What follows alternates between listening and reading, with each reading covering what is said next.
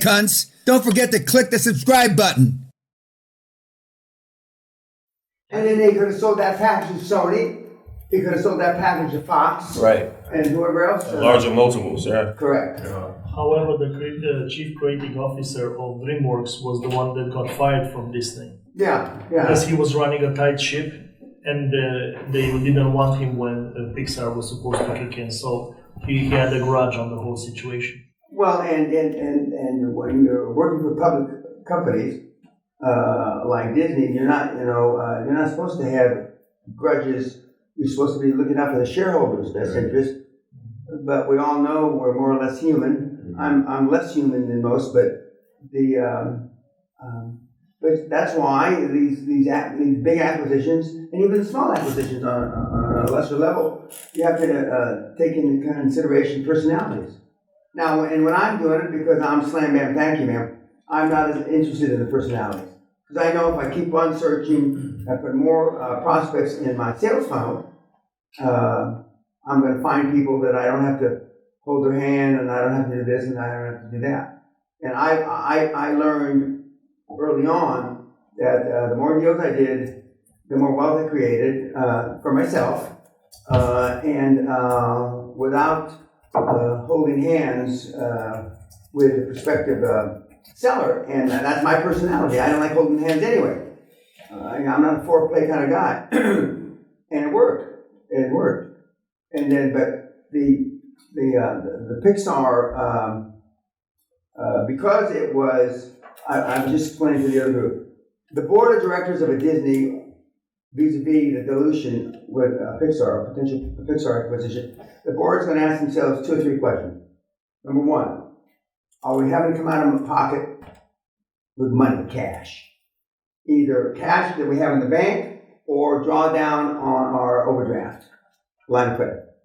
Okay, the answer is no. We're not coming out of cash and we're not having to draw down. Number 2, okay, how, if that's not the case, how dilutive is it going to be? Well, in this case, it's pretty diluted, okay? But I know that Pixar, in the selling process to Disney, not just Pixar, but any selling process, they're going to show, as I said earlier, best case, a medium case, a low case. And so the high case line, as I said, wound up being infinitely better with the real life example of what happened was infinitely better than the high case.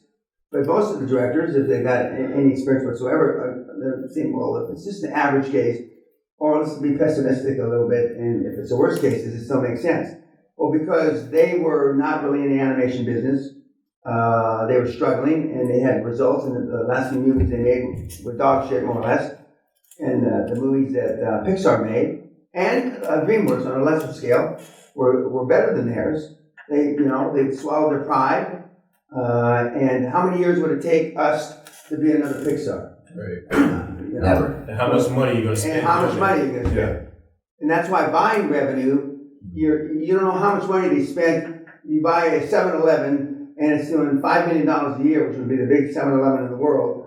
How much money did they spend getting to that $5 million a year? You always say de-risk money. It's de-risked. Yeah. And that's why banks understand buying revenue, because you've de-risked it. You've taken the leverage out because they've already spent a gazillion dollars or pounds or whatever, euros, in building up that platform.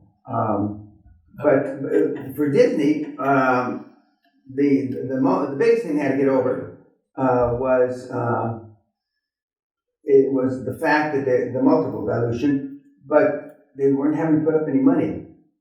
No, and it's like seller's finance. You can pay almost anything with seller's finance. And that's the great thing about being public. You can use the paper. But it's dilutive, massively dilutive. Yeah, but it's massively dilutive. But you don't have to fuck with banks. Okay. Nothing. And that was overwhelmingly. It cost the first chairman his job by not doing the acquisition. Correct.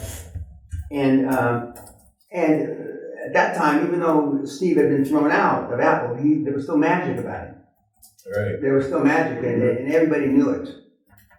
Nobody knew it better than Jobs himself. And I told you that last time I saw him, when he was dancing on the dance floor in Bangalore. He was just, he was, he was, I don't know, he's on ayahuasca or some shit, but he was just out there and the music stopped and he's still, I look at Sally and say, it's kind of jacked up on something. Was he at Apple? Back at Apple? No, this was in Bangalore at a disco. Was he still working for Apple? Yeah, no. In between. He was at Apple because this was about 15, 18 years ago. Before I guess he knew he was sick, but he was trying everything from a vegetable diet to water diet, you name it. He tried everything, but there was magic associated with it. Virtually almost everything that Steve did was iconic.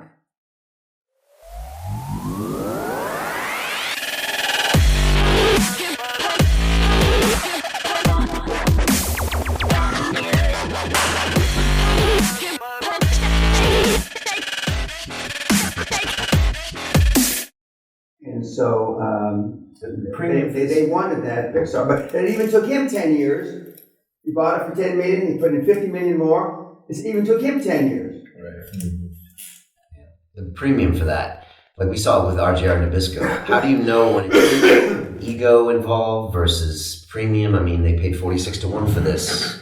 How do you know when you're paying too much? Well, you never pay too much if it's successful, big time successful. Nobody gives a shit. Other than these case studies, nobody gives a shit if it's 346.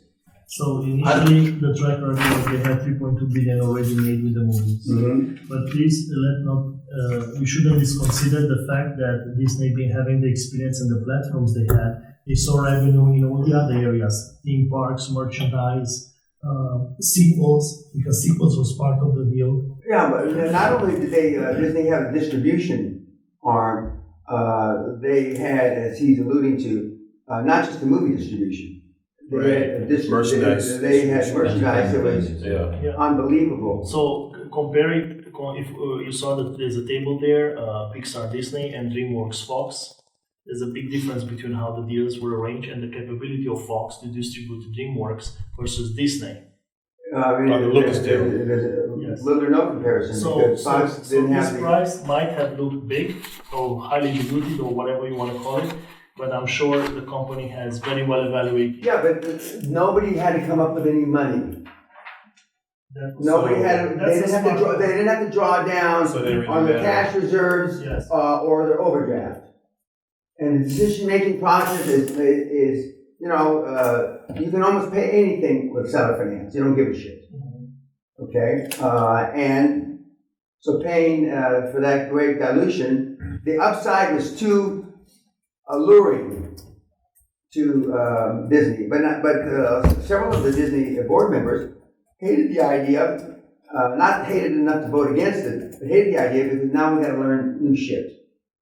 Because the Pixar animation or the animation model was a lot different than the Disney movie model.